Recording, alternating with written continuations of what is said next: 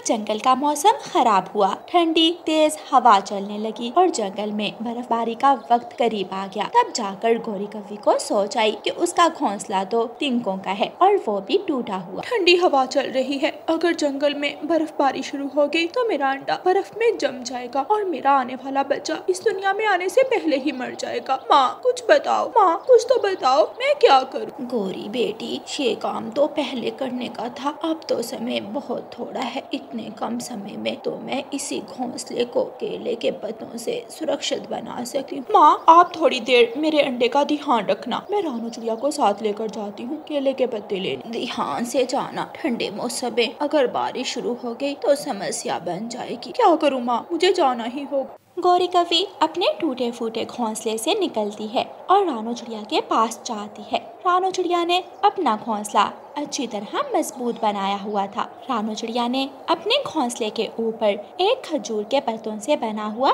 छाता भी लगा लिया था। चिड़िया अपने दोनों बच्चों के साथ अपने घोंसले में बैठी हुई थी। जरूरत की हर चीज उसके घोंसले के पास पड़ी हुई थी। गौरी कव्वी वहाँ आ जाती है। रानू बहन, मैं बहुत परेशान हूँ, ठंड शुरू हो गई। मैंने ना घोंसला नया बनाया और ना ही पुराने घोंसले की मरम्मत की। मेरा अंडा भी है, अगर आप घोंसले को ठीक ना किया तो मेरा अंडा खराब हो जाएगा। गौरी, अब तो समय नहीं है, इतनी ठंडी हवा में घोंसले का काम करना बहुत मुश्किल है। मेरी माँ मेरे पास आई थी, माँ ने कहा है कि केले के पत्ते लाकर घोंसले को ढांप लूं। लेकिन तुम्हें पता है कि केले के पत्ते दूसरे जंगल से मिलते हैं और वहाँ तक जाना बहुत मुश्किल है। गौरी कव्वी रोने लग जाती है। रानो प्लीज मेरी मदद करो, मैं वादा करती हूँ आज के बाद मैं अपने सारे काम समय पर किया करूँगी, लेकिन इस बार मेरी मदद करो, मेरे अंडे को खराब होने से बचा लो। लेकिन मेरे बच्चे। मम्मा, गौरी आंटी परेशान है, आप गौरी आंटी की मदद करें, मैं भाई को देख लूंगी। ठीक है गौरी, मेरे साथ चलो। रानू चिड़िया और गौरी कव्वी वहाँ से उड़ती हैं। रानू चिड़िया गौरी कव्वी को लेकर दूसरे जंगल पहुँच जाती है। ठंडी तेज हवा के साथ साथ बारिश भी शुरू हो जाती है। गौरी, मुझे इसी बात का डर था, अब क्या करें? रानो, केले का पेड़ कहाँ है? केले का पेड़ यहाँ से थोड़ी दूर है, लेकिन हमें बारिश के रुकने का इंतजार करना होगा। हमें किसी बड़े पेड़ के नीचे बैठकर वक्त गुजारना होगा। रानू चिड़िया और गौरी कव्वी वहाँ एक बड़े बड़े पत्तों वाले पेड़ के नीचे बैठ जाती हैं। बारिश की ठंडी ठंडी बूंदें बर्फ की तरह लग रही थी। दूर दूर तक कोई भी पक्षी दिखाई नहीं दे रहा था। दूर से एक तोता तेजी से उड़ता हुआ आ रहा था। वो चिड़िया और गौरी कव्वी के पास आता है। चिड़िया चिड़िया, मुझे बचा लो, मेरे पीछे चील लगी हुई है, मुझे बचा लो। तोते भैया, आप इस पेड़ के पीछे छुप जाएं। तोता पेड़ के पीछे छुप जाता है। एक बड़ी चील भी वहाँ आ जाती है। चिड़िया और कव्वी, क्या तुमने किसी तोते को इधर आते हुए देखा है? नहीं नहीं, हमने तो किसी को नहीं देखा। अभी कुछ देर पहले एक तोता उधर पूर्व की तरफ जा रहा था। कमबख्त निकल गया, भाग गया, कब तक बचेगा मुझसे?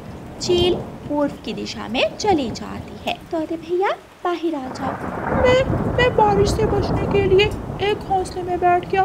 तेज हवा आई और घोंसला टूट गया। मुझे क्या मालूम था कि वो घोंसला चील का है। घोंसला गिरा और साथ ही चील का अंडा भी टूट गया।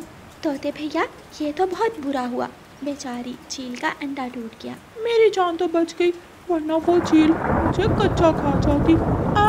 आप यहाँ ठंडी हवा और तेज बारिश में क्या कर रही हैं? हम केले के पत्ते लेने आई हैं। बारिश शुरू हुई तो यहाँ बैठ गई। केले के पत्ते? मुझे पता है कहाँ से मिलेंगे केले के पत्ते, मैं आपके साथ जाता हूँ। थोड़ी देर बाद बारिश रुक जाती है और मिठू तोता चिड़िया और गौरी कव्वी को साथ लेकर केले के पेड़ के पास पहुंच जाता है। तोते भैया, इस पेड़ के पत्ते तो काफी बड़े बड़े हैं। गौरी, जल्दी से इस पेड़ से पत्ते तोड़ो। गौरी कव्वी केले के पेड़ से कुछ पत्ते तोड़ लेती है और तोते को धन्यवाद बोलकर चिड़िया और गौरी कव्वी वापस उड़ती। बहुत देर कर दी आने में, मैं तो यहाँ बैठी बैठी थक गई हूँ। माँ जी, आप थोड़ी देर घोंसले से बाहर आएं और अपना अंडा नवासा भी उठाकर अपने पास रख लें। गौरी कव्वी की माँ अपना नवासा अंडा उठा लेती है और रानू चिड़िया केले के पत्ते जोड़कर गौरी के घोंसले पर एक छपरा बनाने लगती है। गुड़िया बहन, मम्मा कब आएंगी? मुझे डर लग रहा है। कुकू भाई,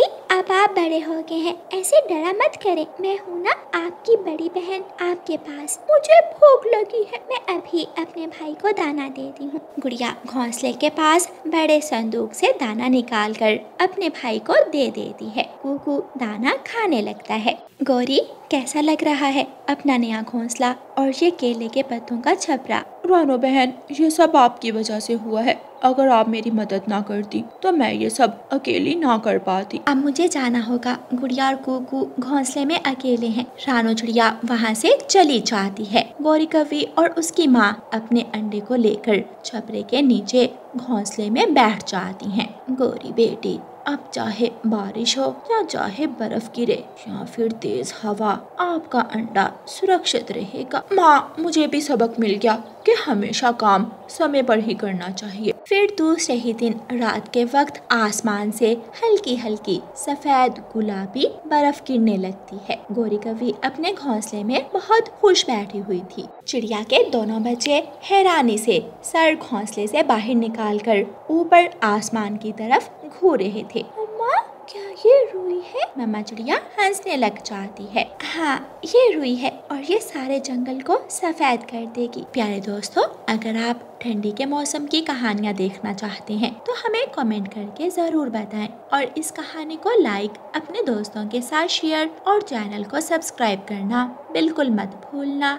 आपका धन्यवाद।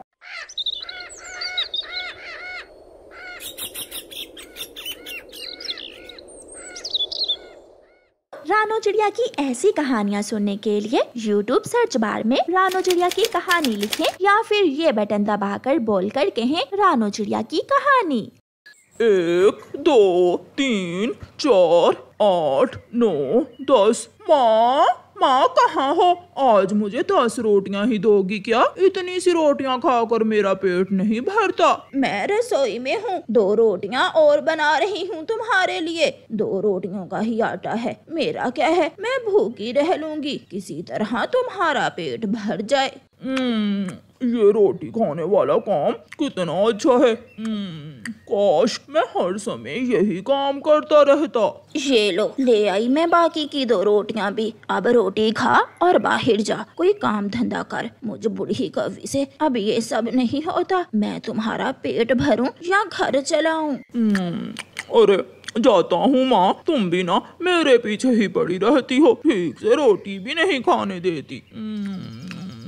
चिड़िया, मुझे भूख लगी है, क्या तुम्हारे घर में कोई रोटी है? हाँ माँ जी, मेरे पास 2 रोटियाँ बची पड़ी हैं, वो तुम ले जाओ। क्या आज आपने घर में रोटी नहीं बनाई? बनाई थी पूरी 12 रोटियाँ, वो सारी ही कालू खा गया। मैं क्या खाती, उसका पेट है कि भरता ही नहीं है। माँ जी, जब तक आप उस पर जिम्मेदारी नहीं डालेंगी वो नहीं सुधरेगा। वाह वाह माँ, तू मेरे लिए 2 रोटियाँ और ले आई। कालू की माँ झाड़ू उठाकर कालू के पीछे भागती है और कालू कौवा घर से निकल जाता है। कबूतर के आंगन में आम का पेड़ था। वो दोनों पति पत्नी आम के पेड़ के नीचे बैठे हुए थे। ये आम का पेड़ तो बहुत बड़ा है, एक पत्थर मारूं तो सारे पके हुए आम नीचे आ जाएंगे। कालू कौवा एक पत्थर उठाकर आम के पेड़ पर मारता है। आम तो गिरते हैं लेकिन पत्थर सीधा जाकर कबूतर के पंख पर लगता है। दुष्ट कौवे, मैं छोड़ूंगा नहीं तुझे, कहाँ भागता है? कालू तो पीछे मुड़कर नहीं देखता, वहाँ से भाग जाता है। थक गया हूँ, थोड़ा सो लेता हूँ। आलसी कौवा आराम से सो जाता है और उसकी बूढ़ी माँ अपने कमजोर पंखों से जंगल में लकड़ियाँ काट रही थी। माँ जी, अब तुम बूढ़ी हो गई हो, अपने बेटे को काम पर भेजा करो। तोते बेटे, क्या करूँ, कालू तो मेरी एक भी नहीं सुनता, सारा दिन सोया रहता है। शाम के बाद कालू कौवा उठ जाता है और वहाँ से उड़ता है। बुलबुल के ठेले पर पक्षी बैठे समोसे खा रहे थे। कौवे के मुंह में पानी आ जाता है। किसी तरह मुझे एक समोसा चुराना होगा। ये सोचकर कालू कौवा बुलबुल के पास जाता है। बुलबुल बुलबुल, मेरी दूर की नजर थोड़ी कमजोर है, मुझे देखकर बताओ वो सामने क्या है? वहाँ दूर। कहाँ कौवे, मुझे तो कुछ दिखाई नहीं दे रहा। जब बुलबुल दूसरी तरफ देख रही होती है तो कौवा बुलबुल का समोसा चुराकर भाग जाता है। है। दुष्ट कौवे, रुको रुको, मैं अभी बताती हूँ तुम्हें। कालू कौवे की चोरी करने की आदत बढ़ती जाती है। एक दिन वो चोरी करने इंसानों की बस्ती में पहुंच जाता है। किसान की पत्नी तो आलू वाला पराठा बना रही है, खाऊंगा मैं आज आलू वाला पराठा जरूर खाऊंगा। कौवा पेड़ के ऊपर बैठकर देखता रहता है। जैसे ही किसान की पत्नी अपना ध्यान दूसरी तरफ करती है, कौवा उड़ता है और पराठा चुराने जाता है। किसान की पत्नी जलती हुई लकड़ी कौवे के पंख पर लगा देती है।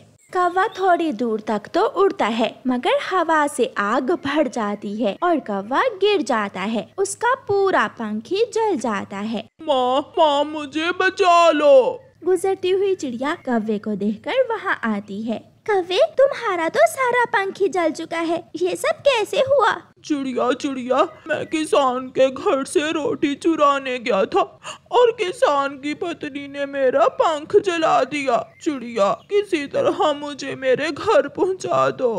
चिड़िया तोते को बुलाती है और उसे एक लकड़ी पर बिठाकर दोनों चिड़िया और तोता कौवे को उसके घर पहुंचा देते हैं। माँ, मुझे माफ कर दो। माँ, मुझे सजा मिल चुकी है। बेटा कालू, अब क्या फायदा, अब तो समय गुजर गया, ना तू उड़ सकेगा और ना अपनी माँ के लिए कुछ कर सकेगा। अब बैठ घर, मैं तुम्हारे लिए रोटी कमा कर लाती हूँ। कौवा रो रहा था और सोच रहा था कि जब वो उड़ सकता था तब उसने अपनी माँ के लिए कुछ नहीं किया और अब सारी उम्र अपनी माँ पर बोझ बनकर जिंदगी गुजारेगा। कौवा अपने गुजरे वक्त पर बहुत शर्मिंदा था। गुड़िया और उसकी मम्मा घर में बैठी हुई थी कि दरवाजे पर दस्तक होती है। गुड़िया दरवाजा खोलती है। सामने अपनी नानो को देखकर गुड़िया की तो खुशी से चीख ही निकल जाती है। नानो, नानो, मम्मा, नानो आई है। मेरी गुड़िया, मैं अपनी गुड़िया बेटी से बहुत उदास हो गई थी। गुड़िया अपनी नानो को घर के अंदर ले जाती है। गुड़िया बेटी, ये लो पैसे और जल्दी से कबूतर चाचा की दुकान से आधा लीटर दूध ले आओ। गुड़िया मेरी बेटी, जल्दी आना दूध लेकर, मैं बहुत थकी हुई हूँ। माँ, मैं आपको चाय के साथ सर दर्द की गोली दूंगी, फिर देखना सर का दर्द मिनटों में दूर हो जाएगा। गुड़िया अपनी बाल्टी लेकर कबूतर चाचा की दुकान से दूध लेने चली जाती है। रास्ते में गोरी कौवे का घर था। उसका शरारती बेटा जग्गू कौवा घर के बाहर ही बैठा हुआ था। जब गुड़िया जग्गू के घर के सामने से गुजरने लगती है तो जग्गू उसे रोक लेता है। जग्गू, मुझे जाने दो, मेरी नानो आई है, मुझे दूध लेकर जल्दी घर जाना है। दूसरी तरफ से गुजरो, मैंने तुम्हें कितनी बार कहा है हमारे घर के सामने वाले रास्ते से ना गुजरा करो। ये रास्ता है, सभी पक्षी इसी रास्ते से गुजरते हैं। मम्मा जल्दी बाहर आए, देखें छोटी चिड़िया की बेटी हमारे घर के सामने से गुजर रही है। जग्गू की मम्मा तो जग्गू से भी 2 पंख आगे थी। वो बाहर आती है। तेरी चोटी मरोड़ दूंगी मैं, चल वापिस हो और दूसरे रास्ते से जाओ। मम्मा ने कहा है कि किसी झगड़ालू पक्षी से उलझकर समय जाया नहीं करना, वरना मैं यहीं से गुजर कर दिखाती आपको। ऐसा कहते हुए गुड़िया दूसरे रास्ते से चली जाती है। अंकल, ये लो पैसे और मुझे आधा लीटर दूध दे दें। कोई आया है क्या इस समय? अंकल, मेरी नानो आई है। फिर कबूतर गुड़िया को बाल्टी में दूध डाल देता है। पैसे रहने दो बेटी और अपनी मम्मा से कहना कि कबूतर चाचा शाम को आपकी नानो से मिलने आएगा। गुड़िया दूध लेकर खुशी खुशी वापस होती है। गुड़िया बेटी, फिर रास्ते में खेलने लग गई होगी, आपने इतनी देर क्यों कर दी? मम्मा, वो काले कौवे मुझे अपने घर के पास से नहीं गुजरने दे रहे थे, इसलिए मुझे देर हो गई। फिर गुड़िया की मम्मा गुड़िया की नानो के लिए चाय बनाती है और उसे सर दर्द की दवा भी देती है।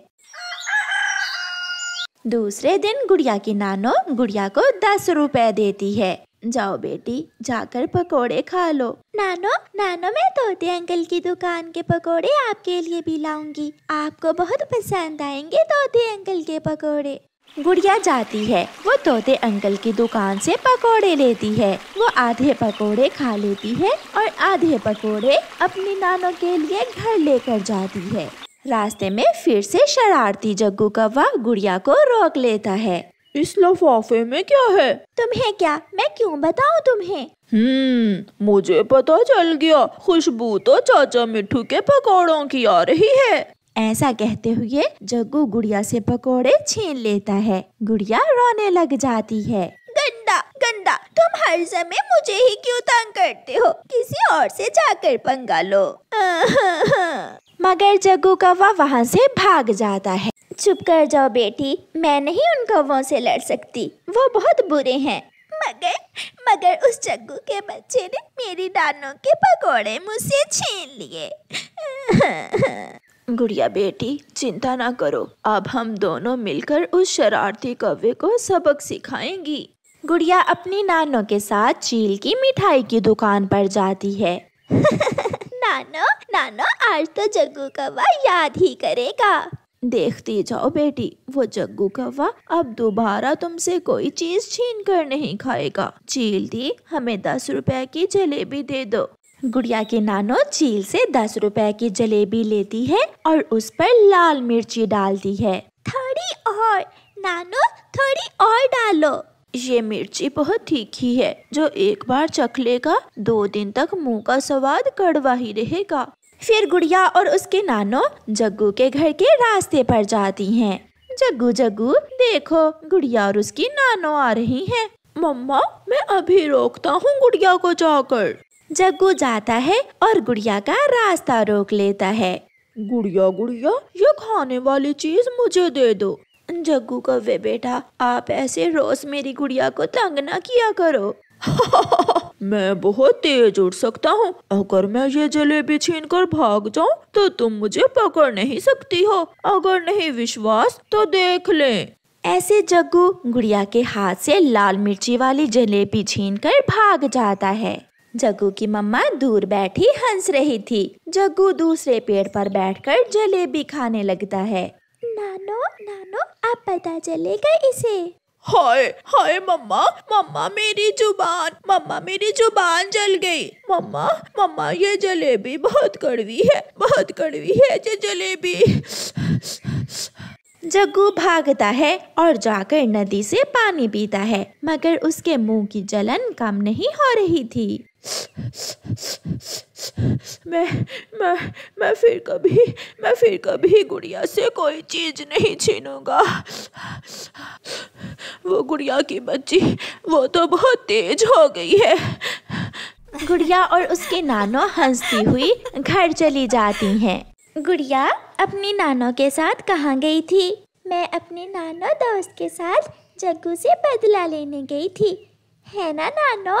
फिर वो दोनों हंसने लगती हैं। प्यारे दोस्तों, इस कहानी को लाइक, अपने दोस्तों के साथ शेयर और चैनल को सब्सक्राइब करना बिल्कुल मत भूलना। आपका धन्यवाद।